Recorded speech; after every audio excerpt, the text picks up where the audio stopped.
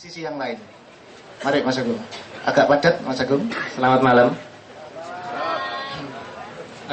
Mohon maaf saya tidak membawa data saya karena komputer saya kebetulan lagi kena virus sehingga saya tidak membawa data saya ke sini. Pada malam ini sebenarnya saya ingin menunjukkan ada beberapa data tentang kebesaran negara kita, sambungan dari yang mungkin 2-3 bulan yang lalu. Mungkin Bapak-bapak, ibu-ibu sekalian pernah membaca artikel dari Profesor Santos yang menyatakan bahwa Atlantis ada di Indonesia. Namun sayangnya justru dari negara kita sendiri tidak pernah ada respon yang kemudian mencari bukti lebih lanjut bahwa betul apa tidak negara kita pernah sebesar itu dan menjadi sangat dikagumi oleh negara-negara lain. Di sini dalam perjalanan saya beberapa bulan yang lalu, kebetulan kita dan bersama dengan teman-teman dari satu yayasan berhasil menemukan beberapa data yang mungkin agak aneh.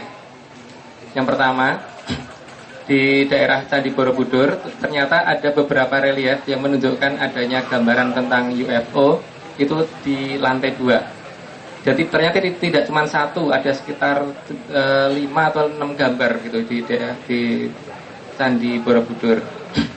Kemudian ada bentuk-bentuk gambar penerbangan keluar angkasa, itu jelas-jelas digambarkan di Candi Cetro. Di situ kelihatan bahwa nenek moyang kita berhasil menguasai suatu tata surya yang dikelilingi oleh ada satu bintang yang dikelilingi oleh 9 planet yang posisinya mendekati suatu rasi bintang yang seperti krater. Krater itu bentuknya hampir seperti kepiting, tapi bukan seperti Cancer. Kalau Cancer mas justru mungkin kayak laba-laba ya bentuknya, nggak seperti kepiting.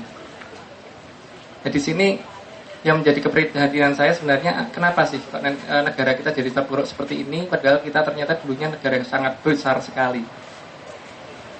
Bahkan ada beberapa tempat yang saya curigai, seperti misalkan lapangan terbang Iswahyudi.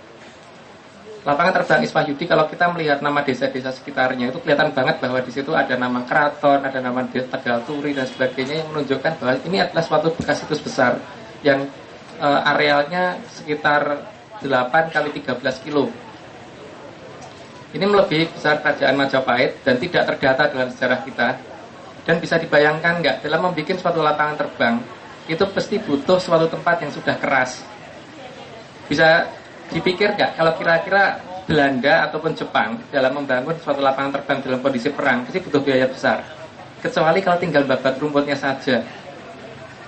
Artinya kalau misalkan di sana memang sudah ada lapangan terbang zaman purba, berarti relief yang ada di Candi Cetro betul, karena ada gambaran tentang penerbangan keluar angkasa memang ada di Candi Cetro dan tidak pernah diungkap oleh sejarawan kita. Itu belum, kalau saya mulai berpikir bahwa Dendels katanya membangun jalan dalam waktu 1000 hari itu dari Anyer sampai Panarukan, masuk akal apa tidak? Kecuali kalau mereka tinggal babat rumput.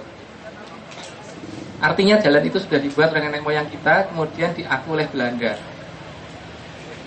Terus kalau negara kita memang pernah besar, berarti ada benteng yang harusnya kelihatan di minimal, kalau karena saya di tanah Jawa belum mencoba mendiri daerah luar ya, minimal sekali di Pulau Jawa harusnya ada suatu benteng yang memiliki Pulau Jawa. Kok hilang? Gimana caranya itu dihilangkan dan bagaimana sebenarnya sih proses penghilangannya? Pernah terpikir nggak, benteng itu pasti tanahnya keras dan memanjang dari barat ke timur. Satu-satunya tempat yang memungkinkan seperti itu, kalau bapak-bapak, ibu-ibu kira-kira apa?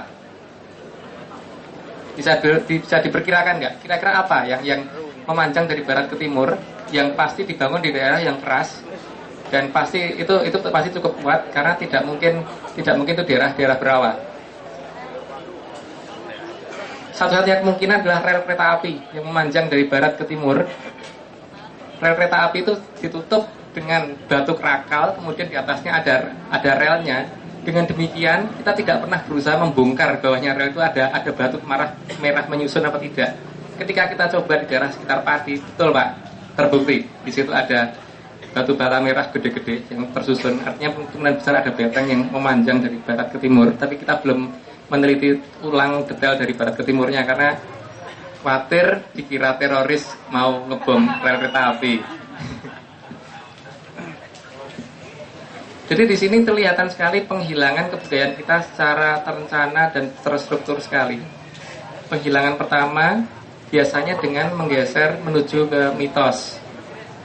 Istilah saya pemitosan. Suatu cerita kebesaran nenek moyang digeser menjadi mitos, kemudian diusahakan supaya kita meninggalkan itu dengan cara misalkan kita tidak pernah berpikir kan wayang itu ada atau tidak. Terus mitos-mitos yang lain seperti Angling Darmo dan sebagainya itu ada atau tidak, karena ini tidak pernah ada yang berusaha untuk mengungkap itu. Tapi kalau kita melihat situsnya ternyata ada, itu Angling Darmo di daerah Jawa Timur ada, di daerah Jawa Barat ada, entah mana yang benar, tapi yang jelas ternyata ini bukan mitos untuk Angling Darmo. Tapi untuk cerita berikutnya wayang dan sebagainya harusnya dikaji ulang lagi. Terus yang kedua ada usaha perubahan dengan cara pemigalitikan. Kalau kita melihat Atlantis itu ada di sekitar 15.000 tahun, berarti paling tidak atau mungkin lebih dari 15.000 tahun, saya lupa karena belum lengkap dalam bahasa bukunya Profesor Santos.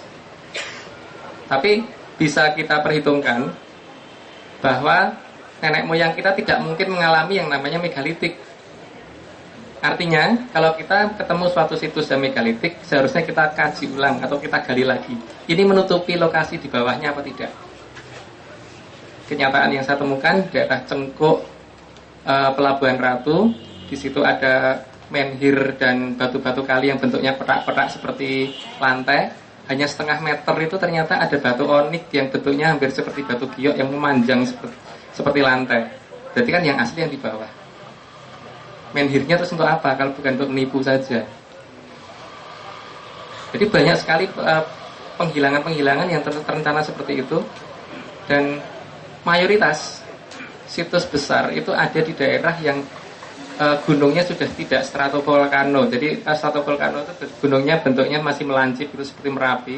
Kalau yang tidak stratovolcano itu seperti Merbabu, terus Gunung Muria, Gunung Wilis, Gunung Kelut, Gunung Salak dan sebagainya. Di daerah sekitar itu pasti ada suatu kerajaan yang besar karena sudah tertutup oleh ini semua. Tertutupnya pun ternyata kalau kita melihat secara geologis tidak secara alamiah, tapi ada sistem cut and fill yang ditutup untuk menutup ini semua. Dari foto akan kelihatan jelas. Sayangnya ya ini komputer saya kena virus jadi nggak bisa menunjukkan di sini. Iya. Semoga bulan depan nggak kena virus lagi. Atau Ibu mau menambahi dari Mas Agung 2 patah kata supaya lebih terkonstruktif. Nah ini ibu angkatnya Mas Agung nih. Ya, selamat malam semua sahabat di sini. Assalamualaikum warahmatullahi wabarakatuh. Indonesia merdeka. Indonesia merdeka. Indonesia merdeka. Baik, saya kesini tergugah karena beberapa bulan yang lalu saudara saya ini Mas Agung Bimo Sudjoyo bercerita bahwa pernah diundang oleh Cak Nun. Waktu itu bahasa yang saya tangkap, tapi saya belum lihat Cak Nun ada di sini, Mas MH, dan menceritakan bagaimana audiens di sini. Kebetulan selama beberapa saat saya dengan beliau ini adalah insinyur pertambangan dari ITB yang kemudian beralih profesi atas sebuah hidayah, kalau dalam bahasa Islamnya ya, petunjuk untuk menekuni sebuah bidang yang sangat spiritual. Saya pribadi mencoba untuk berada di wilayah spiritual sekitar 8 tahun lalu, dan baru menemukan seorang tokoh yang betul-betul real mendudukan perkara spirit di Nusantara ini, baru saudara Agung Bimo Sudjoyo ini. Sebuah surprise untuk saya sebuah petunjuk yang luar biasa dari Yang Maha Kuasa menguasai the universe, alam semesta ini. Kemudian saya tertarik untuk selalu menemani beliau kemanapun beliau pergi. Saya bertanya kepada sahabat di sini semua, sebetulnya Indonesia ini udah merdeka belum sih? Coba kita lihat yang belum merdeka sama yang merdeka banyakan mana? Baik, artinya masih ada waktu? Ya. Padatkan. Artinya kita perlu mengkaji ulang kemerdekaan ini, dan Mas Agung ini bagi saya adalah sebuah aset bangsa yang harus dipertimbangkan. Tadi saya dengar cerita dari Bapak siapa Pak? Bapak Pujo yang mengikuti seminar di tim sekitar sebulan yang lalu. Taman Mini. Dan dari pihak arkeolog Indonesia ya, Geolog Indonesia, dan dari UI kalau nggak salah ya, artinya dari dari LIPI, dan juga ya ada